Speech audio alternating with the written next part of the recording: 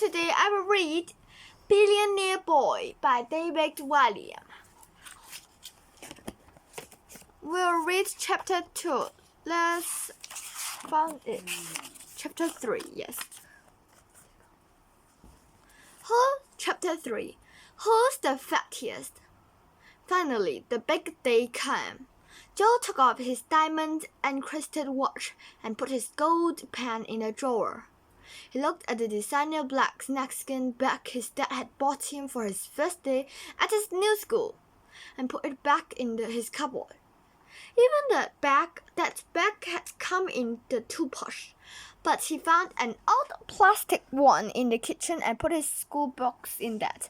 Joe was determined not to stand out. From the back seat of the chauffeur-driven Rolls-Royce had passed the local conference many times on his way to club and seen the kids pouring out of the school, a rushing river of swinging bats and swear words and hair gel.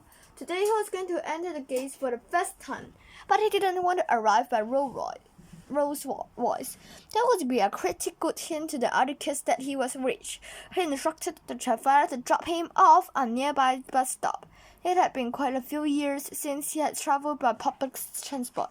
As he waited at the bus stop, Joe tingled with excitement. "I can't change that," said the bus driver. Joe has not realized that a £50 note was not going to be welcome to pay for £2 fare, and he had to get off the bus. Sighing, he began to walk the 2 miles to school, his flabby tights rubbling together as he took each step. Finally, Joe reached the school gates. For a moment, he loitered nervously outside. He had spent so long living a life of wealth and privilege.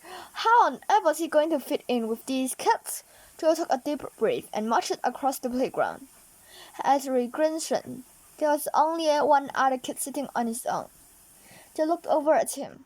He was fat, just like Joe, with a mop of curly hair. When he saw Joe looking at him, he smiled.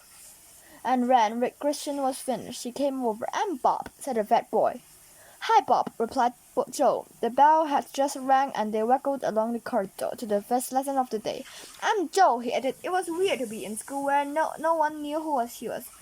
Where he wasn't Bum Boy, Billionaire Bum, or Bum Fresh Kids. "I'm so glad you're here, Joe, in the class I'm in." "Why is that?" asked Joe. He was excited. It looked like he might have found his first friend already. "Because I'm not the fattest boy in the school anymore," Bob said convincingly, as if stating an indepletion very fat. Joe scolded, then stopped for a second and studied Bob. It looked to him like he and the other boy were all the same level of fatness. "How much do you weigh, Stan?" demanded Joe glumly. "Well, how much do you weigh?" said Bob. "Well, I asked you first." Bob paused for a moment. "About 8 stone. I'm 7 stone, said Joe lying. "No way are you 7 stone, said Bob angrily. "I'm 12 stone, and you are much fatter than me." "You just say you were 8 stone, said Joe intensely. "I was 8 stone, replied Bob, when I was a baby." That afternoon it was cross-country running. What a dreadful order for any day at school, not least your first day. It was a yearly tongue that seemed designed solely to a amateur. Those kids who were not sporty, a category Bob and Joe could definitely be squeezed into. "Where's your running kits, Bob?" shouted Mr. Brace, the Saxon PE teacher, as Bob made his way onto the playing field.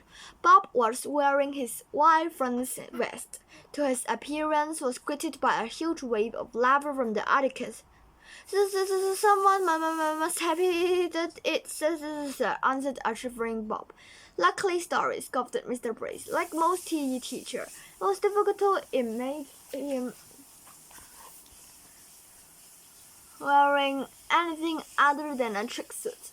"I still have to do the running, sir?" asked a hopeful Bob. "Oh yes, boy, you don't get off that easily. Right, everyone, on your mark, get set, wait for it, go." At first, Joe and Bob sprinted away like all the other kids.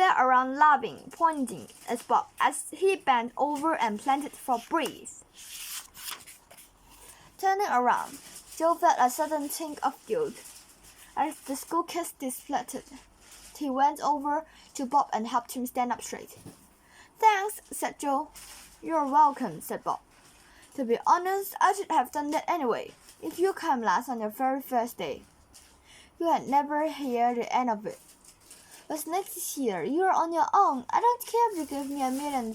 I ain't coming last again." Joe thought about his £2 million birthday check. "What about £2 million?" he joked. "Deal," said Bob, laughing. "Imagine if you really did have that much money. It would be crazy." "I guess you could have everything you ever wanted." Joe forced a smile. "Yeah," he said, "maybe."